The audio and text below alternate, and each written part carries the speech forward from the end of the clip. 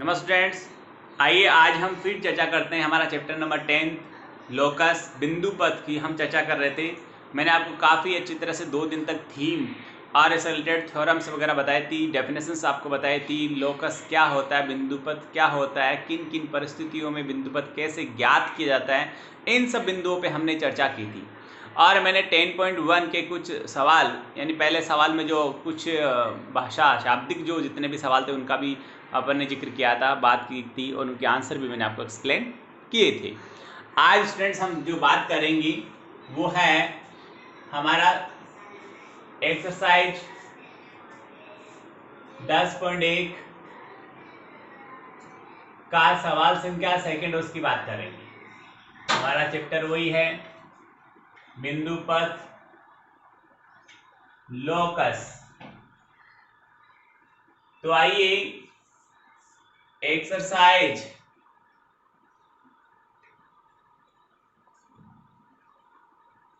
10.1 का सवाल संख्या सेकंड क्या कह रहा है। सवाल कह रहा है स्टूडेंट्स कि जब किसी चतुर्भुज के विकर्ण परस्पर समद्विभाजन करे और तो हमें सिद्ध करना है कि वह चतुर्भुज एक समांतर चतुर्भुज होता है। तो आइए मैं सबसे पहले इसका डायग्राम बनाता हूं, फिर आगे हम चर्चा करते हैं। एक चतुर्भुज है, पहले से पता नहीं कैसा है बट इसके विकर्ण परस्पर समद्विभाजन कर रहे हैं। लंब समद्विभाजन नहीं, ओनली समद्विभाजन कर रहा है, उसको मैंने ओ नाम दिया है। यानी ये भाग इसके बराबर है, ये वाला भाग इसके बराबर है। पहले आपको समझा देता हूं फिर मैं लिखूंगा। सबसे पहले स्टूडेंट हम क्या करेंगे कि ये ऊपर वाला और ये नीचे वाला ए ओ बी और सी ओ डी दो त्रिभुज लेंगे और कहेंगे इसकी ये ओ सी इसकी ओ ए के बराबर है, इसकी ओ डी इसकी ओ बी के बराबर है। अतः और ये वाला कोण जो है वो शीर्षाभिमुख कोण है। आमने सामने जब दो रेखाएं एक दूसरे को प्रतिच्छेद करती है तो प्रतिच्छेद बिंदु पर बनने वाले सम्मुख कोण, जो आमने सामने कोण होते हैं जिनका शीर्ष एक जगह होता है, मुंह विपरीत दिशा में होता है, इन्हें बोलते हैं शीर्ष अभिमुख कोण। तो ये दोनों कोण बराबर है। कोण बराबर है, दो भुजा बराबर होगी दोनों त्रिभुजों में। अतः भुजा कोण भुजा और भुजा कोण भुजा सर्वांग समता गुण धर्म से दोनों त्रिभुज सर्वांग सम है।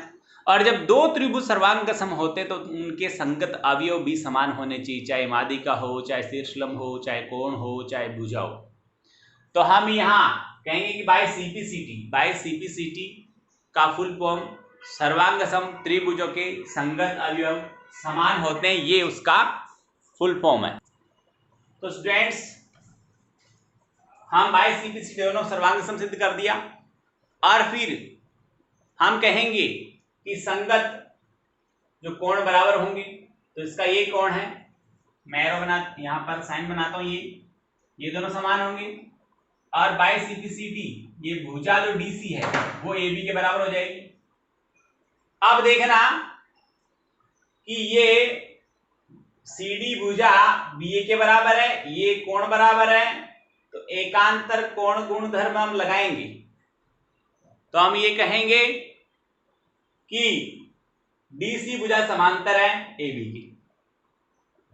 डीसी एबी का समांतर भी है और डीसी एबी के बराबर भी है।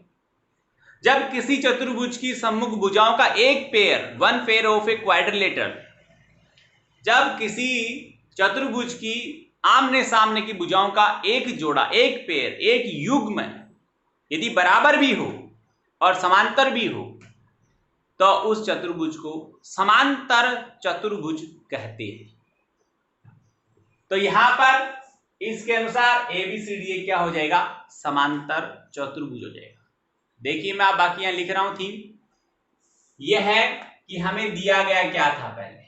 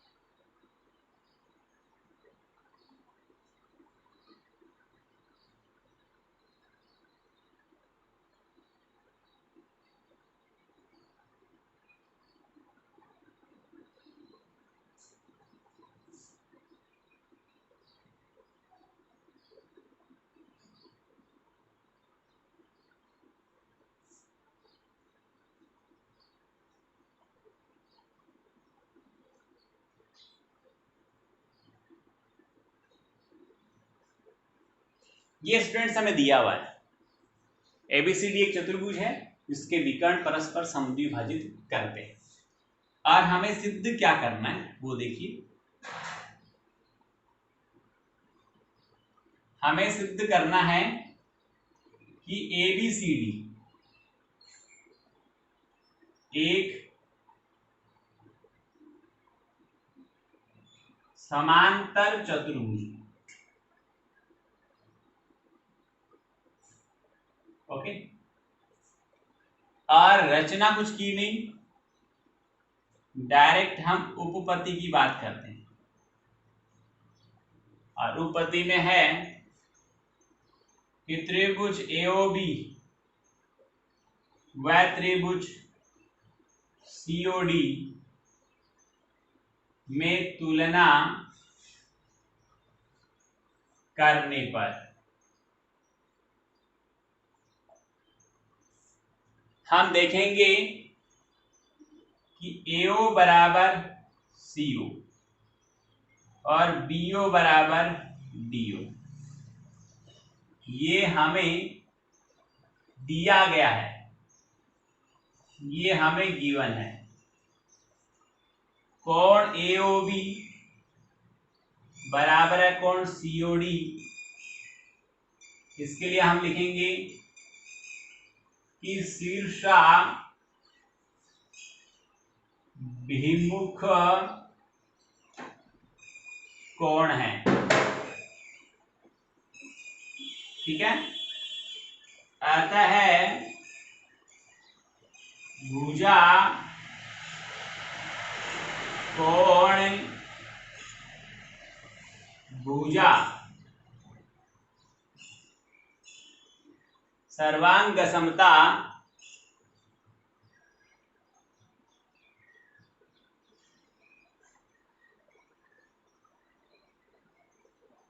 गुणधर्म से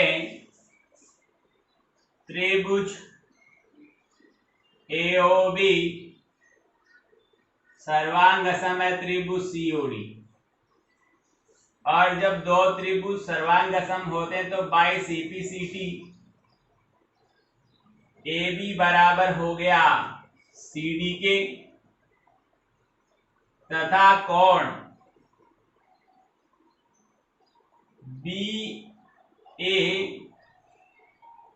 बराबर हो गया कोण DCO।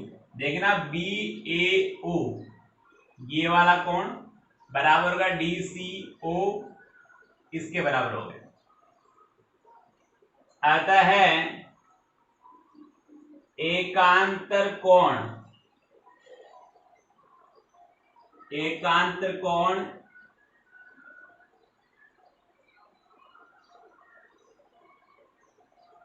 गुणधर्म के विलोम से क्या हुआ, AB समांतर है DC के। एकांतर कोण गुणधर्म के विलोम से AB समांतर हुआ DC के। अतः अंत में लिख देंगे, यहां जो मैं यहां लिख रहा हूं, अतः ABCD एक समांतर चतुर्भुज है। और स्टूडेंट्स आपको यदि ध्यान में नहीं रहे, याद नहीं रहे, तो एक लाइन बोल रहा हूं, लिख लेना कि जिस चतुर्भुज के सम्मुख भुजाओं का एक पेयर, एक जोड़ा समांतर भी होता है और बराबर भी होता है, वह एक समांतर चतुर्भुज कहलाता है। तो इस प्रकार स्टूडेंट्स हमारा सवाल संख्या सेकंड पूरा हुआ। अब थर्ड देखिए, तीन असरेख बिंदुओं A, B और C से समदूरस्थ बिंदुओं का बिंदुपथ क्या होगा। तीन असरेख बिंदु से समान दूरी पर रहने वाले बिंदुओं का बिंदुपथ। स्टूडेंट्स आपको जानकारी के लिए बता दूं कि उन तीनों बिंदुओं से होकर गुजरने वाले वृत्त का केंद्र होता है the centre of the circle which is passing through the given all 3 points. तो इसके लिए हम आज अभी आगे काम करते हैं कि हमें गिवन क्या है, हमें क्या प्रूव करना है, ये सब आपको एक्सप्लेन करता हूं मैं। चैप्टर बहुत शानदार है। लोकस जो है बिंदु पर चैप्टर है, उसमें ऑब्जर्वेशन सबसे अच्छा काम करता है कि हम ऑब्जर्व कर पाए कि जो हमें पूछ रहा है उसका एक्चुअल मीनिंग क्या होगा, वो हमें पहले सीखना बहुत जरूरी है। तीन असरेख बिंदु की बात करूं मैं स्टूडेंट्स, तो मैंने यहां पर 3 पॉइंट ले लिए। ये तीनों असरेख, सरेख का मतलब एक ही रेखा पर होना, और असरेख का मतलब एक रेखा पर नहीं होना। देखो इन दोनों को मिलाऊं तो ये छूट जाता है, इनको मिलाऊं ये छूट जाता है, इनको मिलाऊं ये छूट जाता है। तो तीनों एक ही रेखा के ऊपर नहीं है, नॉन कॉलिनियर पॉइंट्स बोलते हैं इन्हें। आप देखिए उनके बारे में हम बात करें तो देखना जरा, मैं सबसे पहले लिखता हूं कि हमें गिवन क्या है।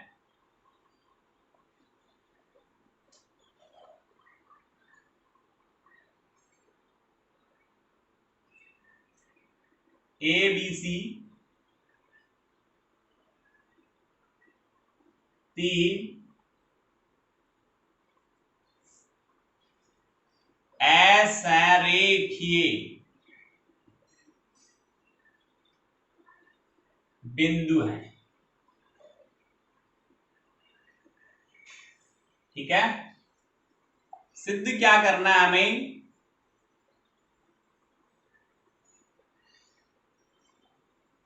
कि ये आप मतलब इसको टू प्रूव भी बोल सकते हैं, सॉरी टू फाइंड भी बोल सकते हैं। हमें पता लगाना है कि इन तीनों से समान दूरी पर रहने वाले बिंदुओं का बिंदुपथ क्या होगा।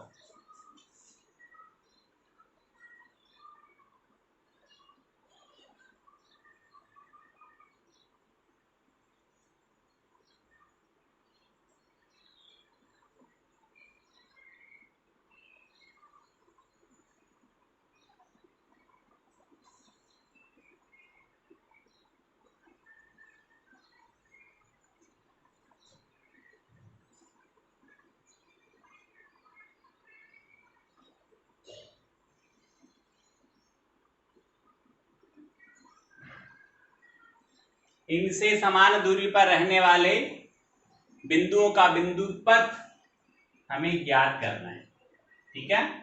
मैं यहां उत्पत्ति में लिखता हूं,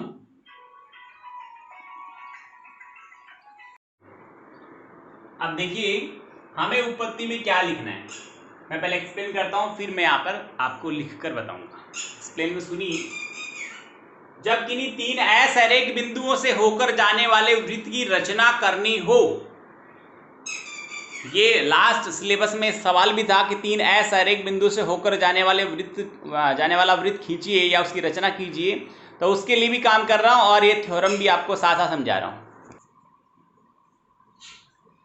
तो देखिए सबसे पहले मैं ए बी को ज्वाइन करता हूं, हो गया। इसका लंब समद्विभाजक खींचता हूं, इसका ए बी का लंब समद्विभाजक खींचा और इसको मैंने नाम दे दिया पी और क्यू, ठीक है। फिर मैंने बी को सी से ज्वाइन किया, इसका भी लंब समद्विभाजक खींचा, ये दोनों लंब समद्विभाजक, इसको नाम देता हूं मैं एक्स वाई। दोनों एक बिंदु पर प्रतिच्छेद करते हैं, उस बिंदु को मैंने ओ नाम दे दिया। ओ को केंद्र मानते हुए ओ ए, ओ बी या ओ सी त्रिज्या का हम वृत्त खींचेंगे। यहां प्रकार नो रखेंगे, पेंसिल को चाहे सी तक खोलो चाहे बी तक चाहे ओ तक समान रहेगा, और आप इस तरह से आप प्रकार को घुमाएंगे तो आपको एक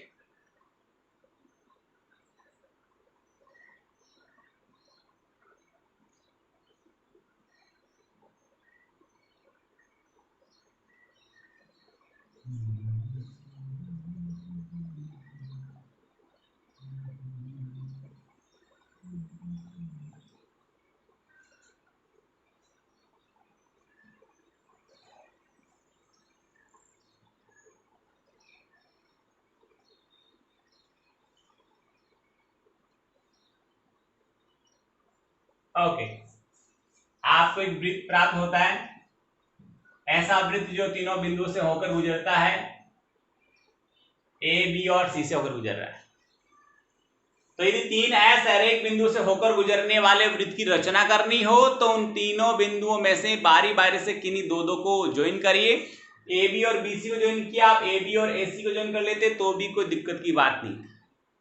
कोई से भी दो दो के पैर को जोड़ना है, दो आपको रेखाखंड प्राप्त होंगे, उनका लंब समद्विभाजन करना है। वो लंब समद्विभाजक जाकर जिस बिंदु पर एक दूसरे को प्रतिच्छेद करते हैं उस बिंदु को केंद्र मानते हुए उनमें से किसी एक बिंदु तक पेंसिल को खोलकर त्रिज्या भर लें प्रकार में और फिर प्रकार को घुमाएं तो वह वृत्त ए बी सी से होकर गुजरेगा। इस प्रकार हमें तीन असरेख बिंदुओं से होकर गुजरने वाला वृत्त प्राप्त हो जाएगा। आप जानते हैं अच्छी तरह से कि परिधि पर स्थित प्रत्येक बिंदु की केंद्र से दूरी क्या होती है? समान होती है। तो ए बी और सी ये तीनों बिंदु परिधि के ऊपर स्थित है, अर्थात ए बी सी से ओ की जो दूरी है वो समान है। चाहे ए से ओ की दूरी बताओ, यानी हम यहां ये कहें कि ओ ए बराबर ओ बी बराबर ओ सी है, अर्थात ओ बिंदु तीनों दिए गए असरेख बिंदु ए बी सी से समान दूरी पर स्थित है। हम देख रहे हैं यहां पर कि ओ क्या है? ओ इस वृत्त का केंद्र है। तो हम कह सकते हैं कि तीन असरेख बिंदुओं से होकर गुजरने वाले वृत्त का केंद्र उन तीनों बिंदुओं से समदूरस्थ बिंदु का बिंदु पथ कहलाता है। समझ में आ गया? अब आगे देखिए, मैं लिख रहा हूं कि सर्वप्रथम ये रचना में लिख दिया सही रहेगा, थोड़ा सा ठीक रहेगा। एक बिंदु और बनाते रचना,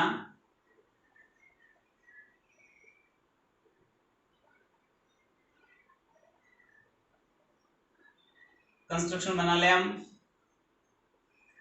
और उसमें लिख देंगे कि ए बी व डी सी को थोड़ा सा अच्छी भाषा हो जाए, बिंदु ए को बी व तथा बी को सी से मिलाकर ए बी व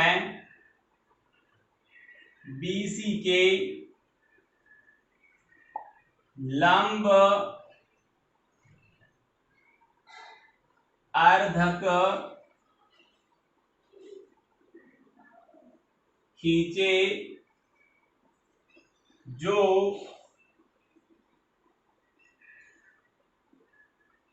बिंदु ओ पर, यहां थोड़े नाम आप लिख सकते हैं, लंबवर्धक एक का तो हो गया पी क्यू और एक हो गया एक्स वाई। यहां ध्यान देना, थोड़ा सा बीच में लिख देना, इसको से बढ़ा देना। जो बिंदु ओ पर प्रतिच्छेद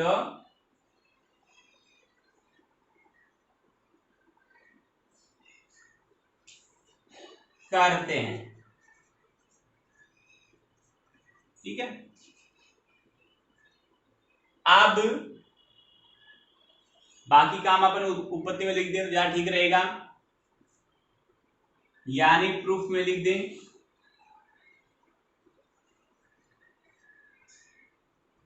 हम कहेंगे, हालांकि ये भी रचना का ही भाग है, ओ को केंद्र मानकर ओ ए बराबर ओ बी बराबर ओ सी त्रिज्या का वृत्त खींचा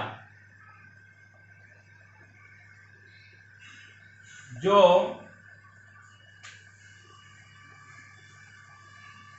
बिंदुओं ए बी तथा सी से होकर गुजरता है। आप प्रूफ यहां लिख रहा हूं।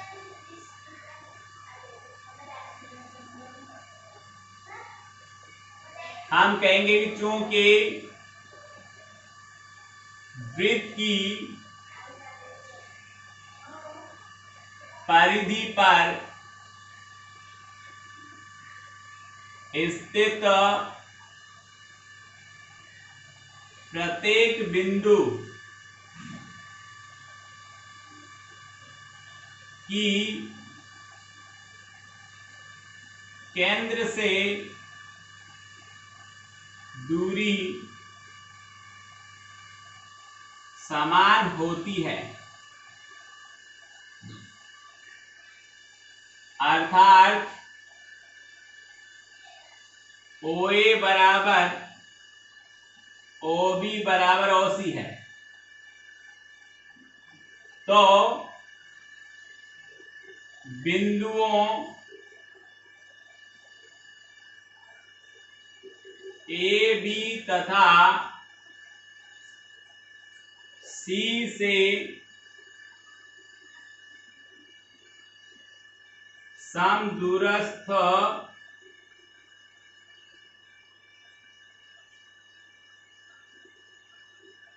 बिंदुओं का बिंदु पथ इनसे होकर गुजरने वाले वृत्त का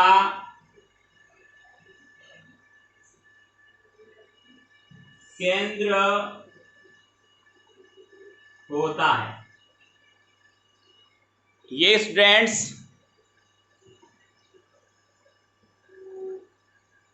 हमारा सवाल संख्या 3 हुआ और ये बहुत ही शानदार सवाल थे दोनों। As a theorem as a प्रमेय थे। इन्हें अच्छी तरह तैयार करना है, देखना है, समझना है और होमवर्क जरूर से करना है।